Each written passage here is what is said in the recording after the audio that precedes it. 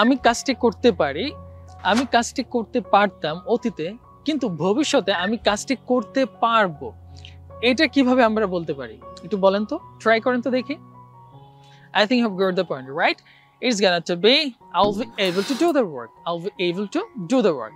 আচ্ছা, পূর্বে যেটা বলেছিলাম আমি কাজটি করতে পারি, I can do the work, আর আমি কাজটি করতে পারতাম I could do the work, আর এখন আমি কাজটি করতে পারবো I'll be able to do the work। তদ্রূপভাবে কোনো কিছু যে কোনো কাজ করতে পারা, যেমন লিখতে পারা will be able to write, পড়তে পারা will be able to read। আচ্ছা, উচ্চারণটা আমরা একটু দেখে নিই, এটা কিন্তু able না, উচ্চারণটা হবে able। কি হবে? able। এটার সাথে আরো কিছু উচ্চারণ আছে সেম ক্যাটাগরি, যেমন হচ্ছে basic, paper, take, make, able, got it, table। So এই উচ্চারণগুলো সেম ক্যাটাগরি থেকে আসবে।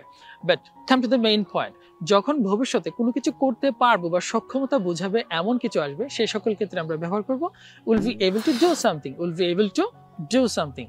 So that's all for now. See you soon with a new video. Till then, Allah Hafiz.